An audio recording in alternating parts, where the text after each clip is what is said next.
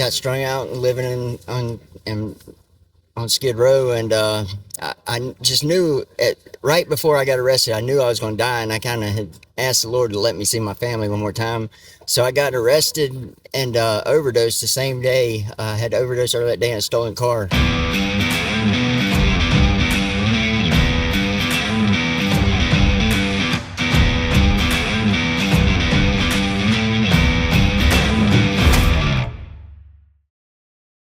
What's up, everyone? It's Jorge with Full Circle International. Before we find out what's going on in Nathan's life, I want to give a big thanks to everyone who likes the videos, shares the videos, comments on the videos. Thank you so much for all the love. You know, we do this to encourage and to inspire. Maybe you're in the middle of your greatest battle, the greatest war that is coming against your soul. Well, our stories aim to inspire you, to encourage you, and hopefully draw you closer to God.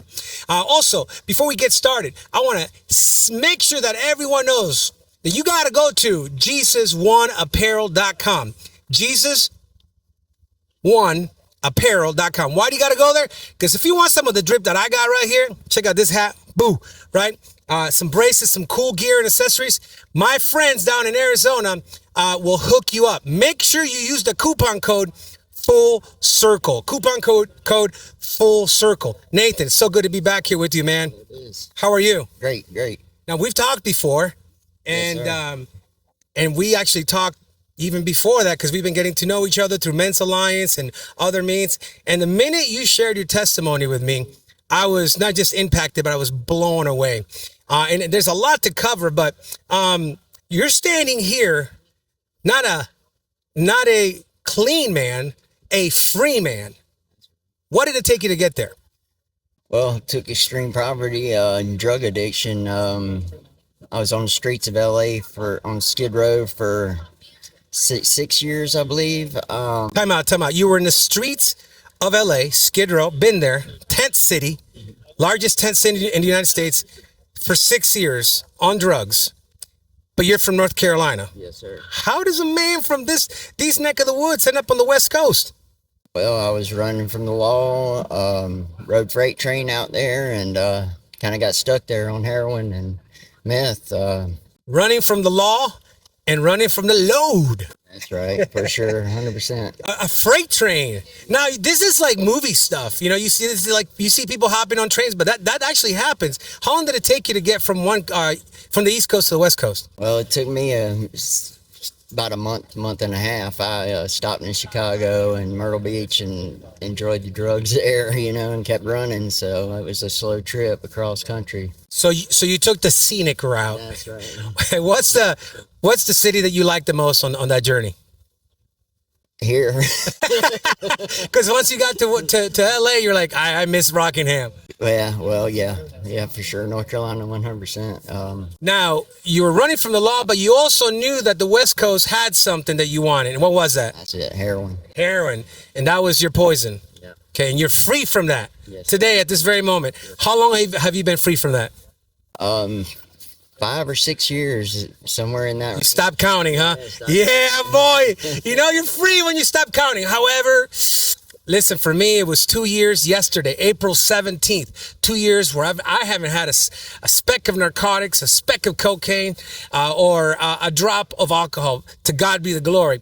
But yeah, I said to myself, I'm going to stop counting after this year because I'm free. And those who the sun sets free, it's free indeed, right? So you get to the West Coast, you get to LA. What happens there? Well, I got strung out and living on Skid Row, and I just knew right before I got arrested, I knew I was going to die, and I kind of had asked the Lord to let me see my family one more time. So I got arrested and overdosed the same day. I had overdosed earlier that day in a stolen car. And You got arrested because you were in a stolen car, yeah, and you overdosed in the stolen car? right earlier that day. Yeah, just right down the street from it. Yeah, and Wow.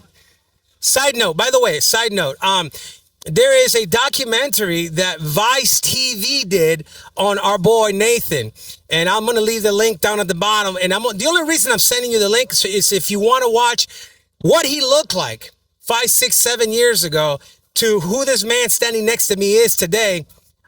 Only God can do that.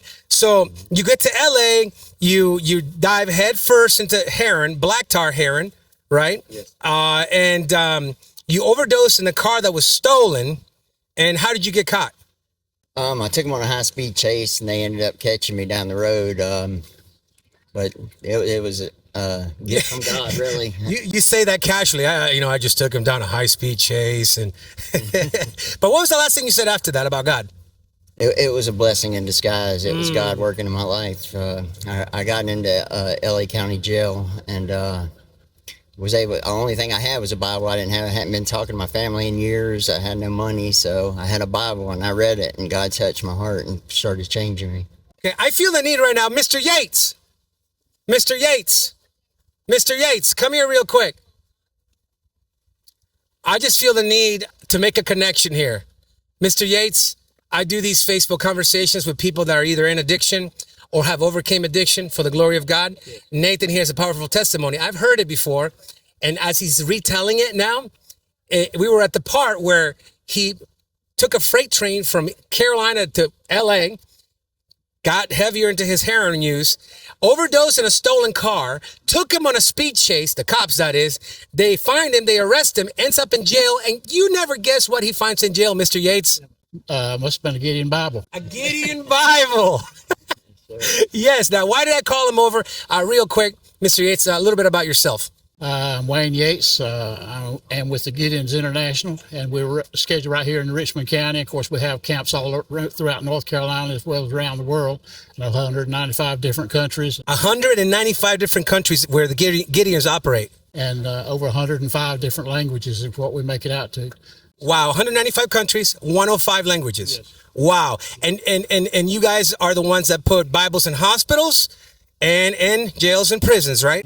Yeah, hotels, motels, to first responders, police, firemen, EMTs, all that. Of course, the ladies, the auxiliary do the hospital, rest home, convalescent homes, nurses, graduations, and so forth.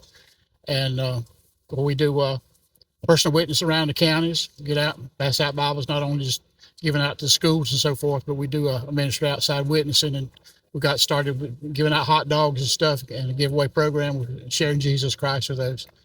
And so it's a work in progress. A work in progress indeed. So real quick, how does it make you feel to hear this testimony of how a Bible in a jail saved his life? That's evidence of what we're doing. It is working. And that's the intended purpose. Our purpose is to win others to Jesus Christ. And that testament was there for that purpose. It's powerful. Being a tool for God. And that's what now? I'm thanking him for being a tool for God. So you were in that jail cell, find a Bible, you read. Do you remember what you read? I read it from front to back. Wow. Yeah. And cried out to God. Yes, most definitely. He heard your cry. Definitely. And I started changing from that day, those couple days forward, and I'm a different man now. Really. Amen. Amen. Intended purpose. Yes, sir. Thank you. Amen. This is powerful right here. What a blessing you are, Nathan. And this is the beginning of a trajectory that God has already paved the way for. Psalm 37, verse 23 says that the Lord establishes the steps of a good man, of the righteous, as he delighteth himself in his way. That means that we delight in him, he will pave the way, because he's a way maker. And so he saved you, he set you free, he transformed your life, restored your mind, restored your body, and I'm sure he's restored family too, and many other things. What would you say, looking into that camera, to anyone in addiction, struggling with addiction, or maybe a parent, a family member who has a loved one struggling with addiction? What would you say to them? Never lose faith. God's always there. If you're in a hard time, there's a reason for it probably, and God will show you the way through it, and use your testimony. Amen. Now, if you or a loved one are struggling with addiction at this very moment, I'm going to leave my email and our contact information below. Please reach out. We have resources. And if anything, the best thing we can do is pray for you. Don't forget to reach out. It's been a blessing talking to the both of you.